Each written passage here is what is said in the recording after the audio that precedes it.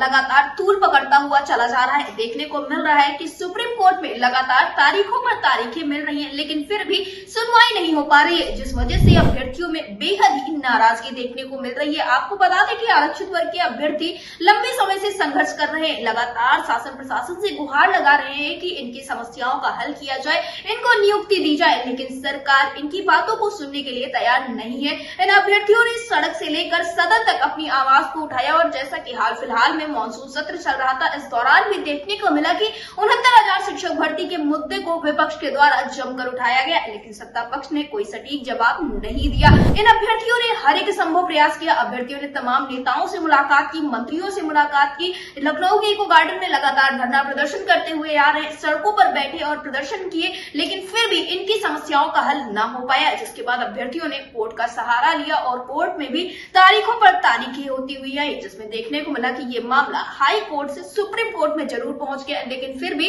कोई भी निस्तारण निकलकर सामने नहीं आ पाया है। आपको बता दें, इसके पहले 12 अगस्त को सुनवाई होनी थी, लेकिन कुछ कारणों की वजह से ये सुनवाई नहीं हो पाई है और अगली तारीख कही जा रही थी कि अब 19 अगस्त को होगी, लेकिन इसके पहले ही अभ्यर्थियों ने एक बड़ा बीड़ा उठा लिया है।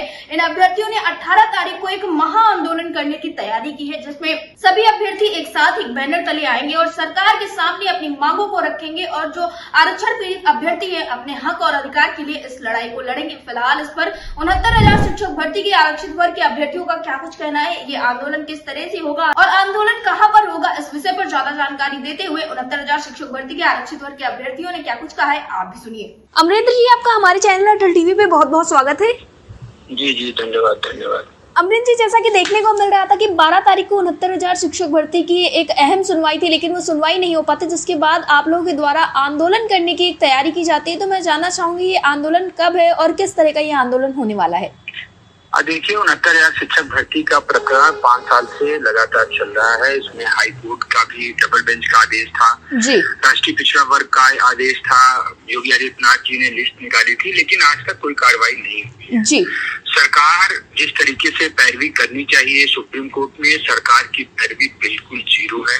सरकार वहाँ उपस्थित नहीं होती है, सरकार वहाँ अपना अधिवक्ता नहीं भेजती है। हम लोग लगातार पैरवी कर रहे हैं, फिर भी वहाँ सुनवाई नहीं हो पा रही है और इसी वजह से युवाओं में, पिछड़े दलितों में बहुत आक्रोश है और हम लोग पूरी तरीके से लगे हैं कि किसी भी हाल में सरकार को झुकाएंगे, सरकार को आंदोलन करके ये बताएंगे कि ये पिछड़े दलितों की सरकार है। आप लोग सोच रहे हो कि पिछड़े दलितों को मंत्री बना देंगे और उनका हक अधिकार नहीं देंगे, तो हम लोग, अगर हमारे लोग मंत्री हैं तो हम लोग हक अधिकार अपना छीन कर लेंगे, लड़ कर लेंगे।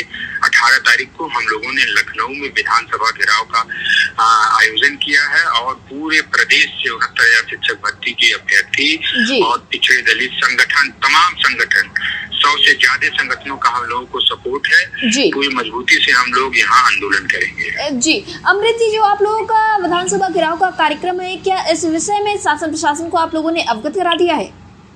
हाँ जी, बिल्कुल। हम लोगों ने सोशल मीडिया के माध्यम से और यहाँ के कमिश्नर साहब से हम लोगों ने ये बोल दिया है कि सरकार या तो आप मुख्यमंत्री जी से हम लोगों को मिलवाइए, मुख्यमंत्री जी हम लोगों के मामले का निस्तारण करें। अगर मामले का निस्तारण नहीं करवा पा रहे हैं, कोई मुलाकात नहीं करवा पा रहे हैं, तो हम लोग पूरी मजबूती से विधानसभा का घेराव करेंगे, मुख्यमंत्री आवास का घेराव करेंगे और जरूरत पड़ेगी तो राज्यपाल भवन का भी घेराव करेंगे और अपनी बात शांतिपूर्वक लोकतांत्रिक तरीके से, संवैधानिक तरीके से सरकार तक हर हाल में पहुंचाएंगे जी। अमरींद्र जी, जैसा कि आप लोग का एक प्रदर्शन है लखनऊ के इको गार्डन में लंबे समय से चल रहा है और आपने बताया कि अब आप लोग आवासों को घेराव करने का प्रयास करेंगे, तो ये जो कार्यक्रम होगा ये एक दिवसीय कार्यक्रम होने वाला है या फिर इसकी अभी कोई निश्चितता नहीं है? आंदोलन तो हमारा अनवरत चल रहा है जी, आंदोलन अनवरत चलता रहेगा और अब बेहद मात्रा में, भारी संख्या में हम लोग लगातार बैठेंगे, रोज किसी न किसी मंत्री का घेराव करेंगे। आपको तो पता है कि हम लोगों ने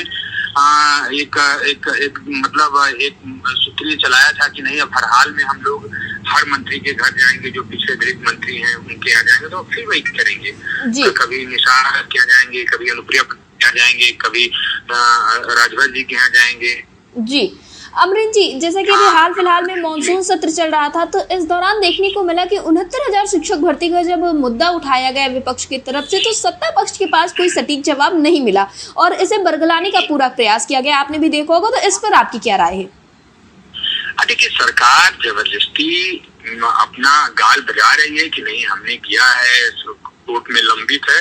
सरकार की मंशा बेसिकली नहीं है और उस मंशा को सही करने के लिए हम लोग मजबूती से आंदोलन करेंगे, सरकार को बताएंगे। देखिए, सरकार है लोकतंत्र की वजह से, हमारी वोट की वजह से, पिछड़े दलितों की वजह से, तो हम लोग पूरी दमदारी से आंदोलन करेंगे, लड़ाई लड़ेंगे। नहीं नौकरी देंगे, सरकार बदलेंगे। ऐसा थोड़ी नहीं है कि ये सर्वकालिक सरकार है, 5 साल की सरकार है, 27 में फिर चुनाव होना है। यानी कि 27 में उलटफेर देखने को मिलेगा। मजबूती से आवाज उठाई, इनके कितने सांसद हार गए, फिर हराएंगे, आगे फिर बढ़ेंगे। ऐसा नहीं है जी, हम लोग संघर्ष करते रहेंगे जी। यानी कि अमरीन जी, 27 में उलटफेर देखने को मिल सकता है अगर निस्तारण नहीं हुआ तो?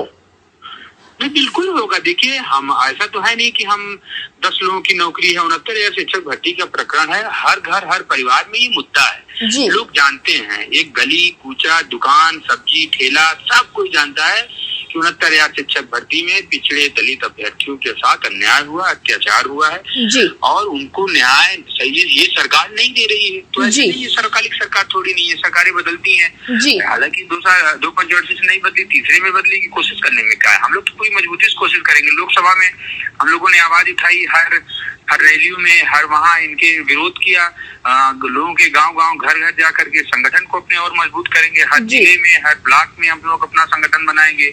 100 आदमी हर जिले में लग जाएंगे तो सरकार तो बदल ही जाएगी। और हम लोग कोई पार्टी के नहीं है, हम लोग तो जेन्युइन है। हम लोग अपने मांग को लेकर हम बताएंगे ना कि हमको क्या है, हमें हमारा हक अधिकार नहीं मिला, हम विरोध कर रहे हैं। हाँ, तो क्या सरकार कहेगी? सरकार के पास कोई ऑप्शन नहीं है, हम लोगों को नौकरी देना पड़ेगा, इनकी मजबूरी है और नहीं देंगे तो भैया हमारी मजबूरी है सरकार बदलना। जी, अमरीन जी, अटल टीवी से जुड़ने के लिए धन्यवाद।